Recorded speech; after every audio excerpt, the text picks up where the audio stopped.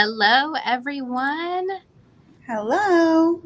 It is day 2 of the Great Bead Extravaganza. We are so glad to be here with you today. And today we are featuring our guest presenter, Lauren DeVous of the Needlepoint Clubhouse. So, Lauren is going to be sharing some awesome techniques with us today, and I will let her tell us all about it. Hi, guys. I'm Lauren DeVous with the Needlepoint Clubhouse. You can find me at Sequin Lala Stitches on Instagram and the Needlepoint Clubhouse at STL Needlepoint on Instagram. The Clubhouse is a full-service needlepoint shop, so we do all kinds of things, but I've kind of become known in the needlepoint industry for being a huge beader.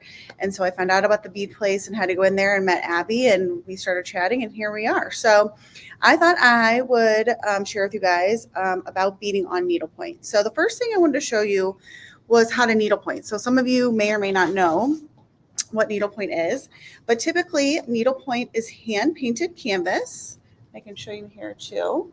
Actually, Lauren, do my you hand go on your hand cam? Yeah, sorry. No, it's okay. I'll show right here. So Okay. typically is needlepoint is like hand painted canvas that you stitch with thread. So if any of you have been cross stitchers, you might know it as a half cross, but that's sort of like the basic needlepoint stitch. It's also on woven mesh. I don't know if you can see that. So there's a couple different sizes of mesh, which again, if you're beading, depends on what size bead you'll need. So there's typically 18 mesh, which is what I have here in my hand, and then 13 mesh. And 13 mesh is bigger holes. That means there's 13 stitches per inch, and 18 mesh is 18 stitches per inch. Abby, why don't you go to my hand cam for just 1 second? So I just want to show you guys a couple of things first. So there's two different types of needlepoint stitches. The first is continental, where you either just go horizontally in a line or vertically in a line. And the other one is basket weave. You're kind of working diagonally across your canvas like that. But basically all of the basic stitches go from essentially the bottom left corner to the top right corner. Basket weave is a little bit better. I'm not going to get into the weeds of why it's better at this point, but it just like kind of makes your canvas look a little nicer in the end. And it ends up looking prettier, like a prettier result. But either one is totally fine. So I thought I would just take a couple minutes and show you what I mean with just like our basic stitch. So we use tapestry needles for the most part with needlepoint, which is just like a rounded blunt edge needle. And this just happens to be like a silk wool blend I have here, but you can stitch with a whole bunch of different things. So like I said, you kind of go from the lower left across an intersection of this woven canvas to the top right. And if you're going, doing the continental stitch, which again is just straight lines, you're either going up or down like this in a row. Or again, you could also go horizontally. If you're doing basket weave, again, you're sort of going diagonally across the canvas. So if you stitch one here, then we have what we call poles, which is where I'm at right now is a pole, where the vertical thread of the canvas is going on top of the horizontal thread. And then there's we call steps or ladders, where the horizontal thread of the canvas is going across the vertical thread. So if you're doing basket weave, the thing you need to remember is going down the poles and up the ladder. So this is basket weave. You're kind of working diagonally, but both kind of use the same basic stitch. Both of these are called tent stitches, and it's sort of like the introductory stitch in needlepoint. So not going to get too deep in the weeds on this, but I just wanted to show you guys what this looked like before I got into the beading. So now for the fun part, right? The beads. So I want to show you a few, like I said, I am kind of known as a huge beader in the needlepoint world. I love to bead. I want to teach you guys a few different techniques for beading. But first I'm going to show you a few things I've beaded on my needlepoint. So the first is my daughter's stocking. So I stitched this whole stocking, but as you can see, I did her name in beads here. I also added some sequins. There's sequins on the background. I beaded all of these banners, and this is what's called reverse tent beading. I beaded these candles and the flames, and then of course these trees. So lots and lots of beads on there. This pine cone that I did is called messy looped beading, which I'll show you guys how to do this as well, but I don't know if you can see here, but there's basically loops of beads, and that's how I made this pine cone, which is very fun. And then there's also brick beading, which is another technique I'm going to teach you, but I don't know if you can tell in this, there's actually beads all throughout here. I'm a big Halloween person, so I love any kind of Halloween canvas. Those are some fun things, like I said, you could do with the beads. Let me pull my canvas back here. So we sold little anything you need to bead kits. And Abby, if you could show my face cam really fast. So these are on our website and we tagged it. So if you get one of these kits, basically everything you need to do this project I'm about to show you is in this kit. So what you get besides this little storage box here is an 8-inch square canvas that's blank, tacks and stretcher bars. That is sort of how you keep your canvas taut. Like if you think about cross stitch and a hoop or embroidery with a hoop, that's sort of our version of the hoop. You get clear beading thread, my favorite tulip beading needles, a bead sticky mat, which is a lifesaver, and then of course 2 different sizes of beads. So in needlepoint, primarily you use size 11 beads and size 14, 15 beads. So we sell Sundance beads here. There's lots of different kinds, but that is what's in this little kit, and that's how I made the little tag I'm about to show you. I also just got a font out of our essentials book that we sell, which is like basically a font book that shows you how to do any kinds of fonts.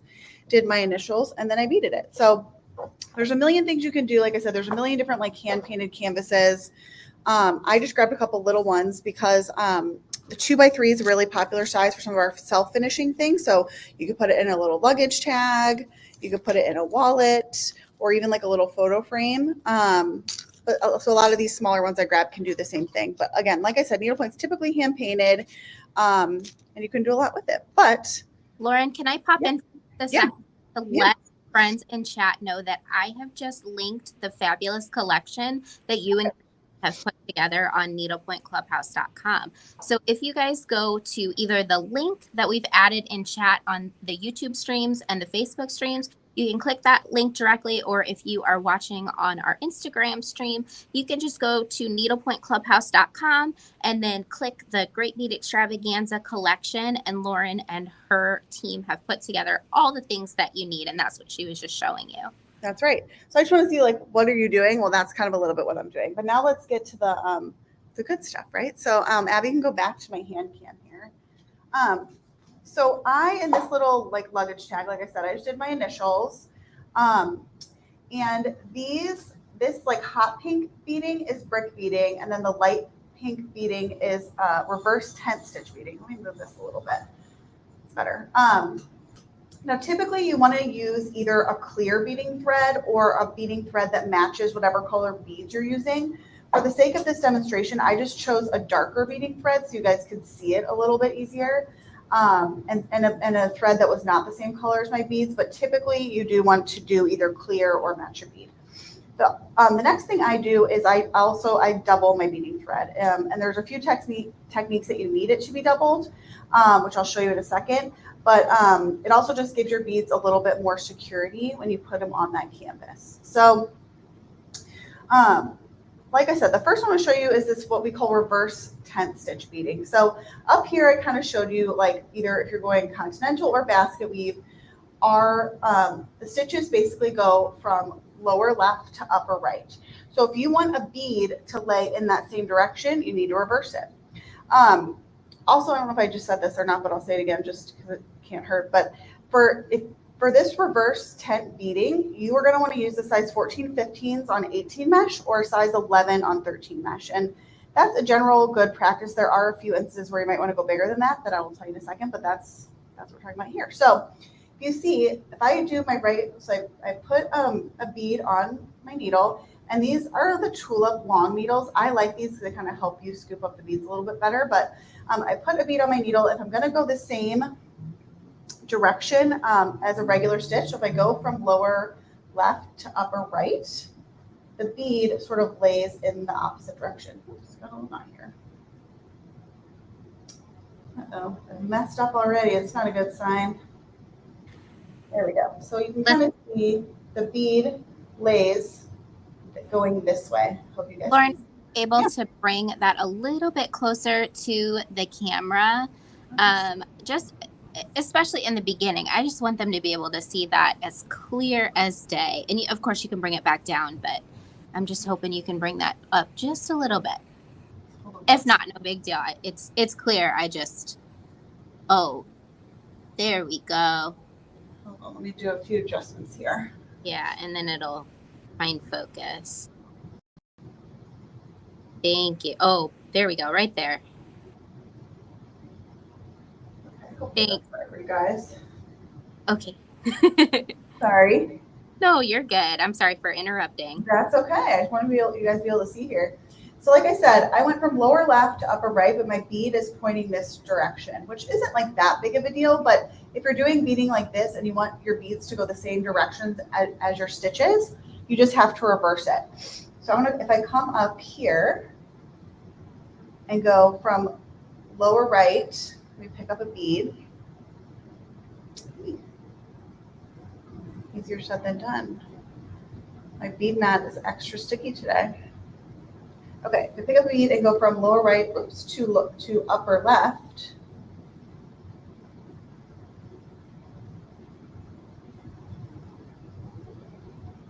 Your bead then looks like it's facing, I don't know if you guys can see that, facing that direction. So it's facing the direction of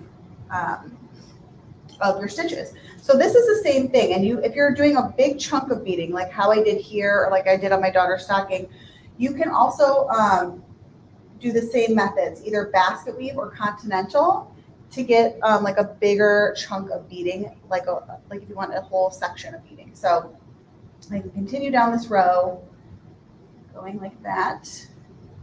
Can you guys see this better now, Abby? If you could bring it up just a little bit, I think it'll be easier for us to see, but it's pretty clear. Okay. Awesome. Thank you. Yeah.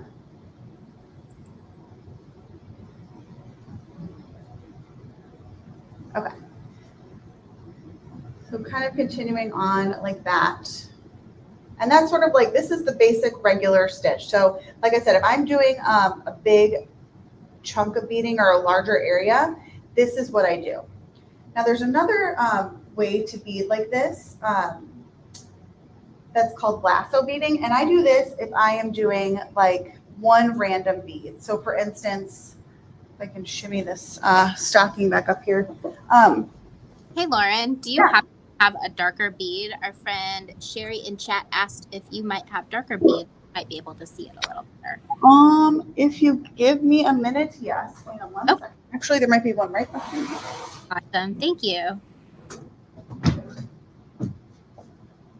So guys, while Lauren's grabbing those beads, if you wouldn't mind doing us a big favor and putting some hearts in chat for Lauren, who is joining us as our guest presenter during the Great Bead Extravaganza. She is a fabulous artist. She works at the Needlepoint Clubhouse, also in the St. Louis area. You can find her on Instagram at Sequin Lala Stitches, and you can shop supplies for this project at needlepointclubhouse.com. All right, guys, let's try this again here.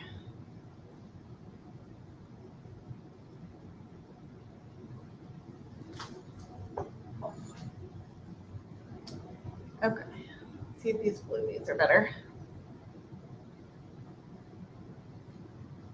You guys see that a little better? Let's try to do dark thread and light beads. You can see the difference of that. But yeah, it looks better. Okay. Thank you. Yeah, no problem. I'll get into the bigger beads in a second here too, so that might be helpful. But basically, let me try that with this bigger hot pink one. So when you are doing like one random bead, like I was about to say, let me grab my my daughter's stocking. So for instance, one like on these trees, how I kind of place beads randomly in there, you do what's called a lasso technique. And that is where you place the bead on. And in this technique, it really does not matter which way your bead is facing, because you're going to kind of get it in line. But you go either from lower right to upper left. And this is why it's important to double your beading thread. But then you're going to come back. You're going to come back in the lower left, and sort of split that thread. So you take your two threads, and you kind of want to split it, and you go up to the upper right, and as you're pulling that down, you want to make sure that the two sides of the thread are going on either side of your bead. And what that does is it almost just gives it a little, you can kind of see it there. It just gives it a little bed and a little resting place, and that makes sure that bead is not going to go anywhere. It's more secure. So you can even see this one is not wiggling that much, whereas this one, I can shove all around. So anytime you have one singular bead by itself, the lasso method is the way to do it. So let me see with the darker beads. Just wanted to see if the bigger bead would help. I'll try again with the darker bead. So placing your bead on the needle, and again, you can kind of, you can start going right to left or left to right. Either way, doesn't matter, just reverse the steps. So in this case, I'm gonna go lower right, and I just went upper left. So now I'm gonna come back here to lower left and split the thread. And I kind of tend to like put my finger on the bead. I didn't want to do that the first time so you guys can see what I'm doing. But if I put my finger on the bead, splitting that thread, and put my needle down, it kind of helps guide it, the two different sides of the thread, to go in the opposite directions and make your little bed that your bead sits in. The other thing you can do if you are doing one singular bead, and this will kind of change the way your bead lays, is doing like what we call cross stitch beading. And you'll see, so I'm going to start with this one going lower left to upper right.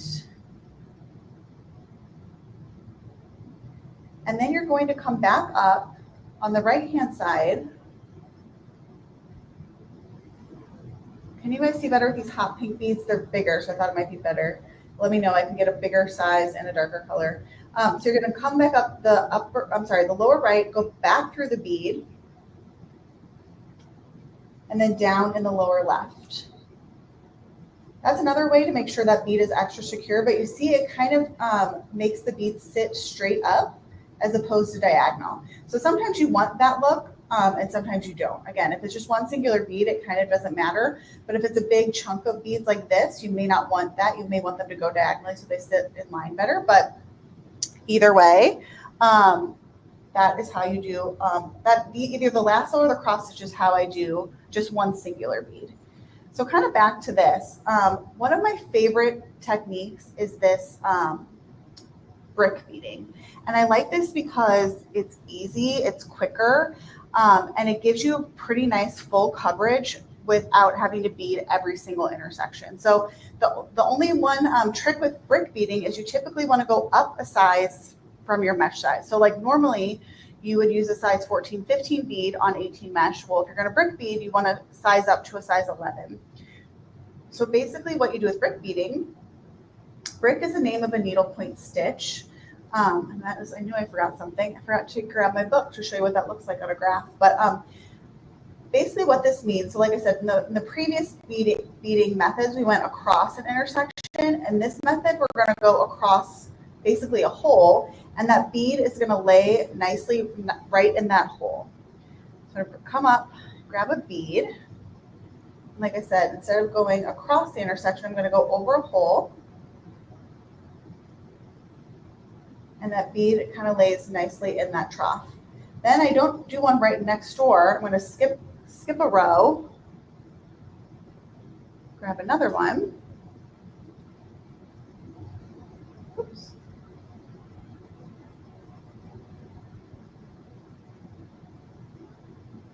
And then in your next row, you're just kind of filling the gaps. So this is what I did over here on this hot pink, and it's painted hot pink underneath, so it gives it a nice full coverage.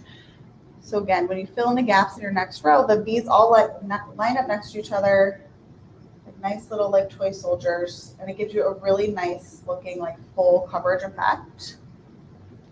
Like I said, this is one of my favorite beading methods because A, it's fast, so you're doing one bead on 4 intersections instead of 4 beads on 4 intersections. But it just looks really nice and neat, I think. So I love brick beading. Like I said, I did it on my little poison bottle top. So you can see that. That's another brick beading where, again, they all like line up really nicely. And so if you are beading a big area, this is a really good technique to use because it goes much faster and they line up much nicer. So I love, love, love this technique. I do it a lot for eyes. I mean, you name it. I love, like if you're like, for instance, if I am beading, I'm beading this little eagle eye here, I would definitely brick bead probably any of these colorful sections you could brick bead. Now on that little bow, which I've lost that canvas already, or for instance, like if I was going to bead the words on this Oregon piece, I might not want to brick bead the letters because there's some of these sections here that are only one stitch deep. So if you brick bead, you'd basically be doing every other, which isn't going to look as nice. Like in that instance, I might reverse 10 stitch those words. But the brick beading is great for any areas that are a little bit larger because it's a little faster and a little easier. So again, you are basically skipping every other hole. So I'll show you this one more time. So you come up, you're going to go over 2 threads or 1 hole, and that bead just lays kind of nicely in that little nest of the hole. Then you're going to skip a row. So I'm not going to go here. I'm going to go up here to another one.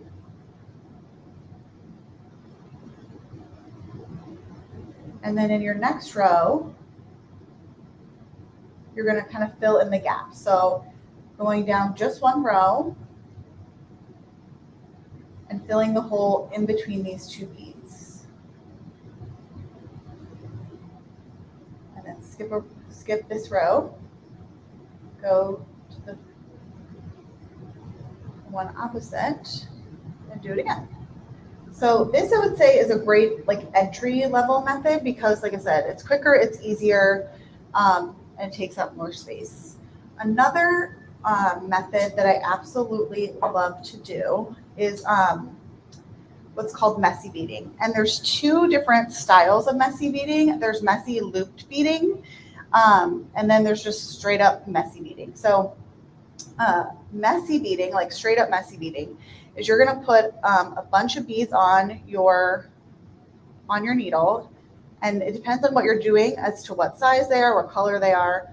For instance, I've seen this a lot on Christmas trees. Like if someone's going to bead an entire Christmas tree, you just put a random amount of beads on your needle, and you're kind of going to string them. But in messy beading, you kind of want some to stand up, kind of like that. You want some to be more flat. And then the next section, I might take the beads and go the opposite way. So let me string up a bunch of beads here. Oh my gosh, my bead mat is like so super sticky. I like can't even get beads on it. Okay. Okay, so again, kind of a random assortment of beads there. And go the opposite way, and you kind of layer it up. So this is a good method for the center of flowers, Christmas trees, bushes, hedges, anything that can kind of look messy, random, organic. Like that's a really good way to do it. That's just regular messy beading. Messy looped beading is something different. So the looped beading is you're essentially going to make a loop with your beads, just like I did on this pine cone. I love this method for pine cones. Again, this is great for flowers, trees, but it gives a really, really nice effect. So the key thing here, I like to mix sizes when I do this. The size of the bead matters a little bit less. You could even size up, but the most important thing here is you want an odd number of beads on your needle, because when you make the loop, inevitably that odd bead is going to come up in the center, and that's what you're going to see. If it's an even number of beads, you're tending to more see the beading thread, which is not what you want to see. You want to see that pretty bead, right? So typically what I do is 5s. You see you've got 5 beads on the needle. On this pine cone again, almost this entire pine cone is loops of 5. Only at the very tippy top, I gotta focus there, did I do a few loops of 3, and again, only because it was so small. But depending on the area, you might want to do 5, you might want to do 7, but as long as it's an odd number. So I've got 5 beads on there, you can see that. And I'm going to go down in the same hole that I came up in. And when you do that, it makes this nice little loop that stands up. And again, I kind of chose that dark beading thread for a reason. So you can see that the bead is standing at attention and not the beading thread. And then you just layer up your loop. So for instance, on that pine cone, I did not necessarily do every hole. I just kind of did it where it looked like I needed to. But if you're messy loop beading an area and you realize like, oh shoot, I should have put a loop there and I didn't, you can always go back and add it. So it's a really forgiving way to bead. Again, there's my 5 beads on my needle. I'm going to go down in the same hole. And you can stack them together. This is like a really, really fun way to do it. You can also, if you want to get a little bit more beads on your needle, let's see here. If you want to be a little bit bigger,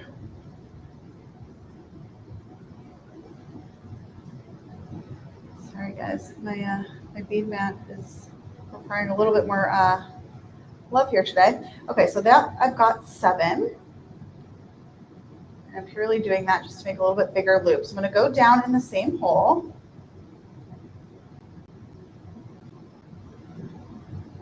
To make my loop, so you can see it's a little bit bigger loop, but you can also tack this down. So if I want it to lay more flat, I can kind of come back up.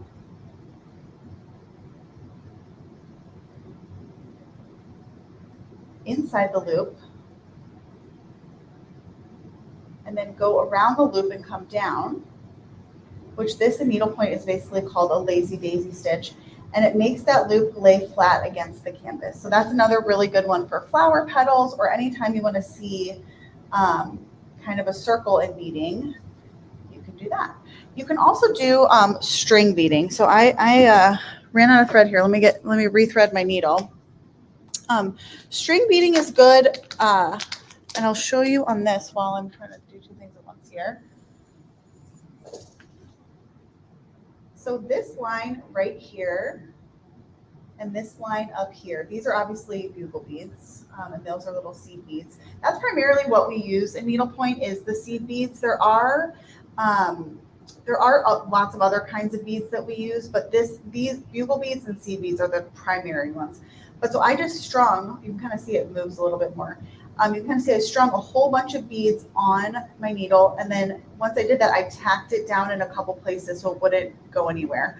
The reason why I did that in this instance was because there's lots of other stitching on here that I didn't really want to interfere with. So I didn't want to try to like go up and down holes. I also wanted them all to lay in this way. So this is an instance where you might want to do a string bead, where again, you just put as many beads on your needle as you want. And same with this. I wasn't quite sure. I knew I wanted to use some of these bugle beads, but all bugle beads wouldn't fit. So I knew I had to get some seed beads in there. So I strung them and kind of kept laying it down to see where, you know, what I needed the length to be, and then just tacked it down. So you can do this too. It just kind of depends on exactly what you're doing. That is a good thing to do on trees. So for instance, on these trees, I just individually beaded, but I could have also done a string of beads and, you know, done it that way and then tacked them down, as opposed to some of these other beading methods. Sometimes I use multiple methods in the same project. So just to show you this really quickly, whoops. So these roof beads here, I actually brick beaded. So again, I went over that hole and the bead is just nestled into the hole. And you can see they're sort of all standing up at attention. They're not on an angle. So that is, I did brick beading here. And then down here, I just did messy beading. So kind of random strings of beads, some going this direction, some going that direction, some on top of each other, some not. Because I wanted this to look more rough and like icicles. And then down here is some lasso beading because they're, again, individual beads. So that's how you can use like kind of multiple different bead techniques on one project. Let me bring this back here, show you guys. So what I did here is I just took my little blank canvas and I just drew a 2x3 rectangle because I thought it would be good to put it in that little luggage tag. But you could do really any size and then put my initials on it because it's kind of an easy entry level project. So that's why I put all these things in that collection. If you guys want to start somewhere and maybe you've never stitched before, I'm happy to put the instructions in there as well. Just let me know if you're a righty or lefty. There's also really great references on YouTube of how to begin needle pointing, or you of course can go into a local needlepoint shop in your area. We have a free class the first Saturday of every month on how to needlepoint. And then really the sky's the limit. Like I could just kind of show you to do the two most basic stitches, but there's a ton of different things you can do. Okay, so I've got my needle back threaded up here. I want to show you another fun thing you can do. And however big this is, or however many beads this is, depends on how big you want it. But this is sort of like string beading and looped beading together. So I'm going to put on a bunch of beads here. And I have this little invention on my thing. I should have showed you this too. I think I put it in the collection. This is called an easy beader. So it's really great. It's a magnet on the back, just like this is a magnet, like to hold your needles. We call them needle minders. This is essentially a bead needle minder. And this little mat here is sticky, and you can put your beads on it and they stick, and it usually makes it easy to scoop them right on up. But maybe it's because I'm live trying to teach you guys. They're not scooping quite so easily. My bead mat is really extra sticky today, which is a good thing. Okay, let's see if this is enough. You can also kind of see the difference here if you're looking on my little bead mat. These hot pink beads are the size 11, and these light pink and blue beads are the size 14, 15. So you can kind of see the size difference there. Like I said, I like to size up when you're brick beading. But I just strung a whole bunch of beads on my needle there. And I'm going to go back down in the same hole.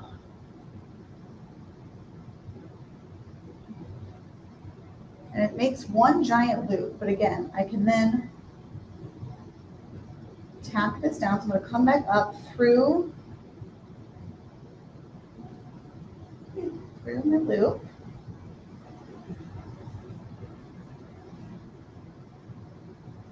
Tack it on the outside so it lays flat to my canvas here.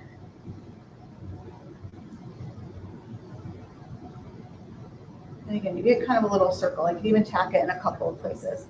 But then, actually maybe I will. I like doing this when I'm about to show you for like flower centers, or anytime you have like a little, like maybe a polka dot on your canvas, or you just want to add a little flair. This is a fun thing to do.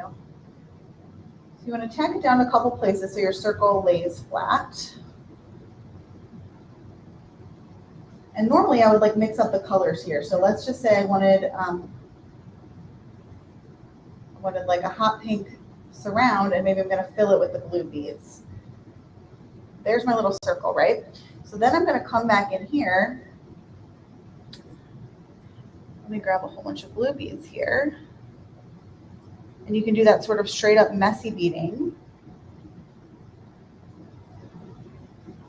So I grabbed just several blue beads, and I'm going to go down across, and I can keep making these messy passes until my circle is filled with the blue beads.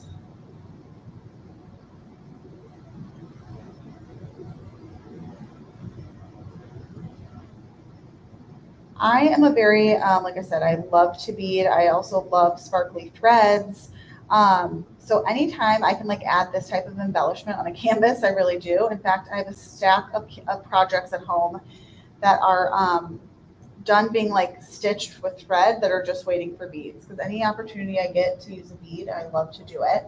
That's why I was excited to go to find the Bead Place and to meet Abby, because she had a lot of what we call doodads, but I think she calls charms.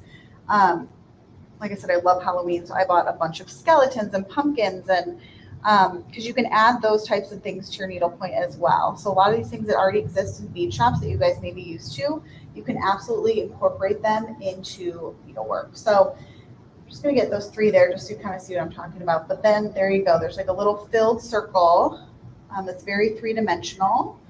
And you did sort of that looped beading and then regular messy beading to fill it in, which is really, I think, fun and cute. So yeah, those are like some of the, if you want to show me, show my face cam again, Abby, those are some of the fun different types of beads and beading methods. When I was talking about the charms, what I was talking about here is like, for instance, on this, I just did, where's my, here we go. I just did a ribbon bow on here. But whoops, here we go. Can't find my camera. I bought a little wreath charm at Abby's place I could put there, or you can get like a whole bunch of different things you can do on your canvas.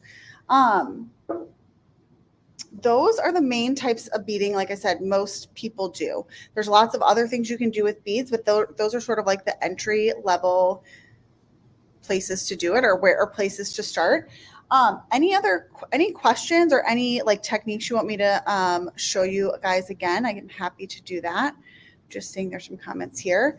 But yeah, that's really how I like to do it. And I also like the brick beading again because it's fast. So that little luggage tag I did on my hand cam, that took me just a few hours to do. So in the scheme of needle pointing, like some big projects like stockings can take people years and years.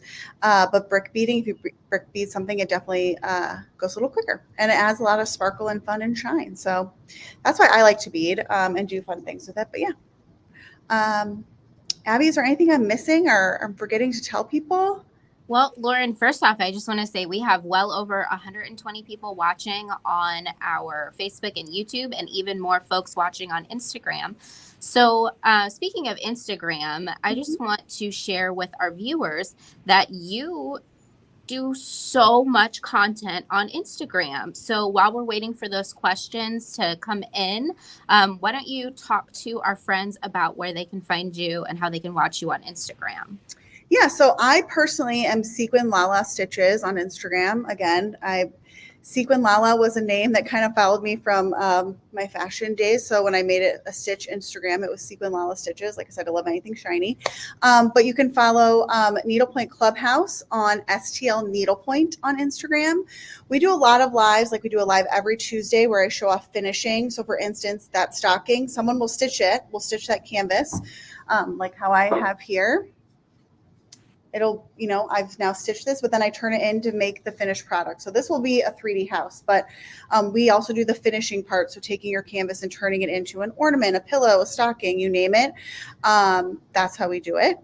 I also have a YouTube channel. So I am Sequin Lala Stitches on YouTube as well. And that YouTube is primarily stitch tutorials, different things you can do with your needlepoint. So that's what I do there.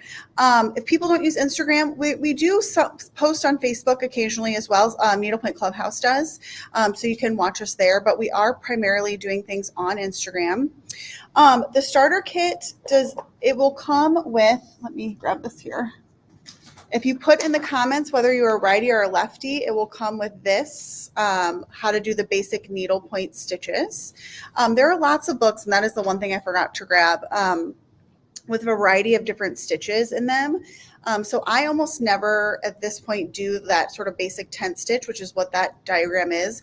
But I like doing what we call like decorative stitches. So you can see on my hand cam here, like this stitch on here, we like to call skip tent, where you're not necessarily skipping every hole, or on here, doing lots of fun things. So there's lots of books with different stitches. But like I said, just to get started, I would say if you are in an area that has a local needlepoint shop, that is always the best place to start. So there always should be someone there that can kind of help you through it, get you started. Or if not, I know there's a million videos on YouTube of how to do the basic stitches, as well as how to do some like decorative stitches too. And if you've ever done any cross stitch or embroidery, there are a lot of crossover things, those stitches that you can do on needlepoint as well, for sure. Lauren, would you mind quickly explaining how to add thread if you run out? Yeah, so one thing you want to do, actually, if you go, let me adjust my hand cam here for a second so you can see what I'm talking about. Do you spotlight your hand cam? What's that? Yes, if you don't mind.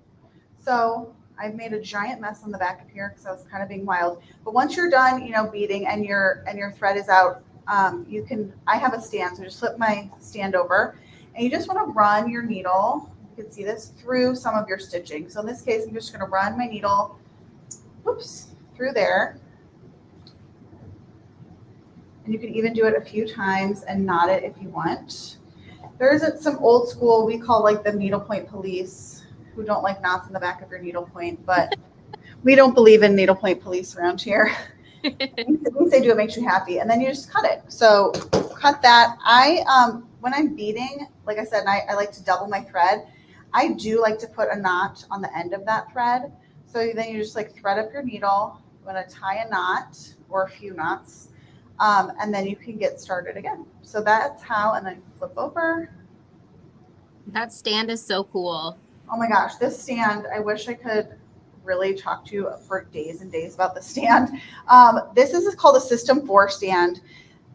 This is the floor version. There's also a tabletop version, which has like a base that you set on a table, but the floor version comes with this part, and then the clamp is separate. Then this radius arm is separate too. The tabletop version comes with a radius arm, and then the table base stand, and then the clamp is separate. But why this is so amazing, other than it makes your life hands-free, so you can, do this. You could use both of your hands to do your stitching, but they're also lifetime warranted. So you can come back to my face cam, I think, Abby. So you can. Because they're teeth. They're sort of like teeth that fit together, all the pieces. So sometimes the teeth might wear down. Yeah. And you can send any of the parts in, and if they can't repair it, they'll give you a new part for free. So it is a game changer for sure if you do any kind of stitching. That is so cool. So we have a question over on Instagram. Yeah. Girl with a Curl Needlepoint says, with brick beading, how do you handle the edges that isn't a full brick stitch? Do you add an extra bead or leave it open to the painted canvas? That is a really good question. Let me see if I can get my hand cam really zoomed in so you can kind of see what she's talking about. And hi, Girl with a Curl. I love you so much. Thanks for watching. I'm going to be too zoomed in. I wanted to focus there. So I don't know if you can see right here on the edges is what she's talking about, and right up here. So most of the time I find, in fact, let me just take it off the stand. I feel like I will see it. That when you're doing a big mass of beading like this, you barely notice the edges. So if you even look from this far away, you really can't tell what we're talking about here. But if you zoom up really close here, you can see that will focus. Let me see if I get this to focus here. There's a few stitches here that aren't stitched, because if I had put another bead in there, it would have gone outside the painted area. So I tend to just leave those stitches as they are, because like I said, once you get a big massive stitching in, you really can't tell. So that's kind of how I handle it, and that's really kind of a beauty is in the eye of the beholder situation, and that works if I do have any other needle pointers watching for regular brick stitch too. Sometimes when you do a stitch that's going diagonally, like for instance my background stitch is going diagonally, and you have a straight stitch next to it, which the brick stitch is, sometimes there's a row that's empty that you can't decide, should I stitch or should I not? So sometimes if I can't tell, I'll put one stitch in, and if I like the look of it, great, I'll keep going. If I don't like the look of it, I know to just leave it empty. In fact, you can kind of tell in here it happened too, right? Like if you really look closely, like there could be a bead in here, but again, that would have gone outside the painted area in these places I'm pointing with my needle. But if you're really not looking for it, it really kind of blends together and is not so bad. Awesome. Thank you. So Yeah. I haven't answered this question already because I know you touched on this, but Cynthia, does the starter kit come with a diagram on the mesh canvas? It does not come with the diagram. It will come, like I said, if you tell me if you're righty or lefty, I will put in our beginner, like how to stitch instructions. It does not come with diagrams of what I showed you today. I have had a lasso bead on my YouTube channel, or you can get, like if you're looking for like what to do, like the fonts, that there are like books that come with fonts. There's also books that come with a variety of different stitch suggestions in them. And I can add those after the fact to our little collection on our website. But most things are hand painted like this. And then you can just stitch or bead on top of it. Awesome. So Pat says, does your store have any children's kits with easy stitches to practice or videos for kids projects? We do. So we do sell children's kits, and typically, like I said, our most of our canvases used in needlepoint. I'm trying to find a 13 mesh. Here's a 13 mesh. Come in either 13 mesh, which let me actually put it here, which are, you can see that, like a little bit bigger holes, and then next to 18 mesh, which are smaller holes. So I know that's kind of hard to see on camera, but so 13 mesh is like, these two canvases are what I would say 95% of needlepoint is painted on. However, kids kits are usually on 10 mesh, so they're even bigger holes, easier for people to start, and even not just kids. I mean, adults, it might be easier to start on the bigger holes too. But so we've got those kits in stock always here. We do a kids camp once a year in the summer to teach kids, and then our free beginner class on Saturday is open to children as well. We actually had a couple of kids last week. No, I guess it was a few weeks ago now. I'm trying to think of what day it is. It's the end of the month already. Yes. We had a few kids this month in our beginner class as well. That's so cool. Yeah. Kate Richberg, one of our other presenters in the Great Bead Extravaganza, says, do you typically do a layer of needlepoint stitches and then a layer of beading over the top of that, so the needlepoint lies below the beading, or does the mesh lie below the beading? That's a really good question. And the short answer is it really depends what you are doing.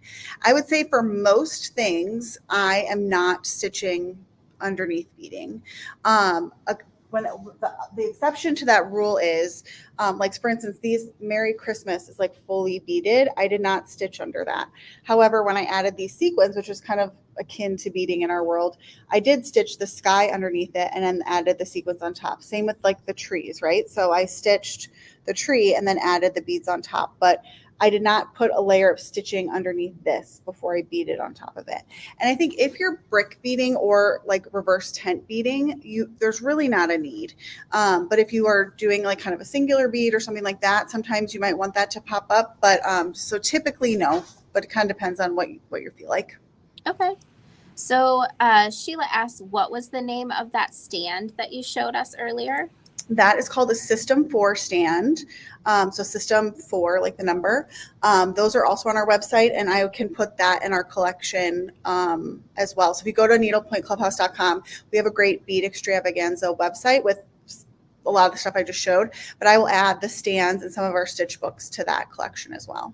And guys, I've just linked that collection in the chat below. So Lauren is going to add those items in. But before she does, or actually whenever, you can check out all the other cool items that Lauren has added to this collection to make your life a lot easier. So if you liked the tag that Lauren was showing earlier with her initials on it, there are just basically everything you need to do that. But one of the things that she showed earlier, if you're just joining us, was the leather luggage tag, which just slide your needlepoint in. And I just think that's so cool. What an awesome gift idea. Yes, these are very cool. And these are what we call like self-finishing items in needlepoint. And basically you can see they have like a little 3M sticky on them, and you just peel off the sticky and you can put your needlepoint right in. We have wallets. These I just grabbed because they're the 2x3 size that I made my little tag. But we have handbags. We have jewelry boxes. There's little koozies, like can koozies. There's a million different like quote unquote self-finishing things for needlepoint as well. And then, or you like stitch a canvas, and then any local needlepoint shop, or you can send it to us to do it too, can make it into whatever that finished item is as well. How cool is that? Yeah. So Kim would like to know, what do you use to paint the canvas? Yes, it's a great question. So basically what you use are acrylic paints, like the basic acrylic paints you can get like at Michael's, Hobby Lobby, any like big box craft store. You do typically want to water them down just a touch, because as they come out of the bottle, they're a little thick and they might like fill some of these holes. But if you water it down just a touch, you can get it on the intersections and it won't fill up the holes quite as much. I also put in that collection, we have some paint pens, some like metallic paint pens that you can do on canvas as well. The only thing you want to avoid is like Sharpie, anything that's not meant for fabric, because again, when things are being finished, a lot of times they're blocked. So if they're like steam blocked or even sprayed with water blocked, Sharpie or other things that are not meant for fabric can run and can ruin your stitching underneath. So you want to kind of keep it to like acrylic paints or anything that's safe for fabric.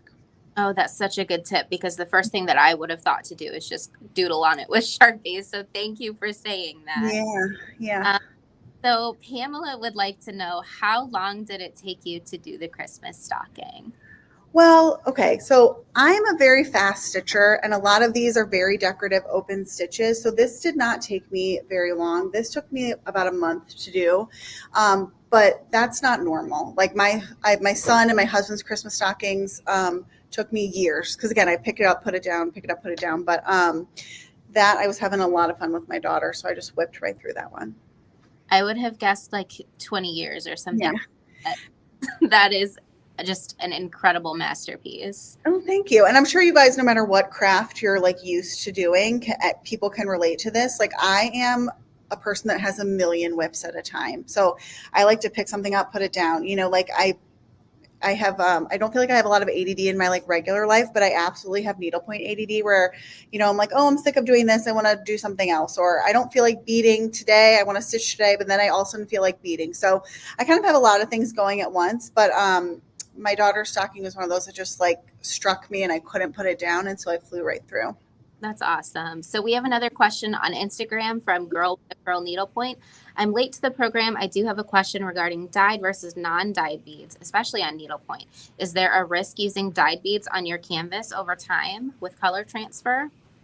That's a good question. I've never done a ton with dyed beads, to be honest, but I would guess it's the same risk. I mean, all of our threads are dyed. So I think it depends on like the process they use to dye the bead and how color safe it is, and how, you know, I think more has to do with the process of dyeing. I'm not, I don't know. Long Yeah. story short, I'm not sure, but I wouldn't imagine it would be too terrible because all of the threads are dyed as well. So Yeah, I would agree with that as someone who is an expert in the beading field specifically. I would say that you would probably want to not get your items wet, but you probably wouldn't want to do that anyway. So just be careful if you're doing needlepoint on something with a lot of white threads or white beads around something that's like bright red. right. Just maybe That's scary in general. on it. No? Yeah. Well, there's a lot of things too. And I wore this bracelet on purpose. My friend made me a little sort of like Taylor Swift sort of style bracelet, but I wore this because it's got like a little plastic pony bead on it, right? So these are another fun thing to do in needlepoint, where you can actually cover a pony bead with thread or ribbon and put that on your canvas, and it looks like a berry or like the center of a flower or something, jingle bells. So that's like another really fun thing. I mean, there's a ton of things you can do with beads, but I kind of wanted to start with the basics, but that's a really fun one too. Yeah, that's awesome. What a cool idea. And then also you can cover it with thread and then use it in your jewelry, or cover it with beads and just get super creative. So we have another comment from our friend Girl with a Curl Needlepoint. She says, Lauren isn't normal. She is a superwoman in the needlepoint industry. So you are getting a ton of positive comments, Lauren. That's very nice. So we will give you guys another few minutes to get a couple of or any of your last minute questions in. And then while we're waiting for those comments to come in, Lauren, do you have anything exciting coming up, either you personally that you'd like to share in the needlepoint world, or with the Needlepoint Clubhouse? Do you guys have fun classes or events? Yeah, let me tell you about all that. But when you said you wrapping a bead to use it on your jewelry, you can't really tell actually on camera, but we have a lot of threads, that are really over dyed and variegated and change colors a lot. Why can't I find this camera? And that's why I think it would be really pretty if you're going to do something like that on jewelry, to use some of those over dyed threads. That just made my head go off when you said that. I love that idea. So cool. Yeah, so we are actually winding down on classes a little bit towards the end of the year. So we, other than our like free beginner classes, I teach a class called Beyond Basket Weave every Friday morning from 9 to 11. It's in person only, it's on Zoom, but where you've got those basic stitches down and you want to kind of expand your repertoire and stitches and beads and all that stuff, I teach that every week. Other than that, we are kind of done for the end of this year. However, next year, we had some technique classes this past year that people loved. So how to bead, how to do specialty knots, decorative stitches, all of those technique classes we did this past year, we're going to do again in 2025. So if you want to learn a little bit more about that, just go to our website and search adventure classes, and the ones on the website will be over, but you can kind of see the descriptions of what those are and kind of stay tuned for 2025. We also bring in national teachers quite a bit to do what we call embellishment classes. So you might have a canvas like this, you know, and you say like, what would you do with it? What are some fun things I can do? And the teacher will kind of tell you what to do with your canvas, which is exactly what I do in Beyond Basket Weave every Friday, but it's a little bit more casual. We also do retreats every year. So I'm sure you guys have retreats in the bead world as well, where you kind of just get together with a bunch of very like-minded people and do the thing that you love. So we do a lot of that, and they are so fun. And I've been to a lot of retreats across the country, and I like to think ours are really, truly some of the absolute best. And then in terms of other exciting things, our shop owner, Megan, just bought a building. So early next year, I know, we are moving 2 miles down Manchester Road. So we're still in Manchester, just 2 miles east, to a much larger space. And she also bought the house behind the building to be like a little needlepoint Airbnb. So if you guys are coming in from around the country, you can stay in the Airbnb. So we are super, super excited about that. The house is actually up and running already, but the shop we're doing some construction, so that will be ready hopefully late winter, early spring next year. That is so cool. I know, it's really exciting. So Pat asked, where are you located?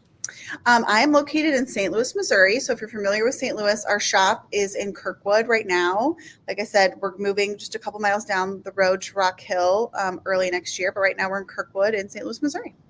Awesome. All right. Well, before we go, Lauren, could you tell everybody one more time where they can find you on all the socials and online? Yes. So me personally, I am Sequin Lala Stitches on Instagram and YouTube. The Needlepoint Clubhouse is STL Needlepoint on Instagram. And our website is needlepointclubhouse.com. If you go to our website, I believe it's under new arrivals, you'll see a great bead extravaganza collection where I kind of put all the things that I just talked about. And as soon as I get off this Zoom, I will put in the stand and the stitch books too. Awesome. Thank you so much, Lauren. Well, to you that are watching and you are new to the Great Bead Extravaganza, we have another presentation coming up about a half hour from now. So make sure to watch the Great Bead Extravaganza YouTube channel for that. Also, you can find that presentation, our dear friend Christy Friesen. She'll be on the Great Bead Extravaganza Facebook page, and you will find her in the Great Bead Extravaganza Facebook group as well. Make sure to sign up for the Great Bead Extravaganza grand prize giveaway.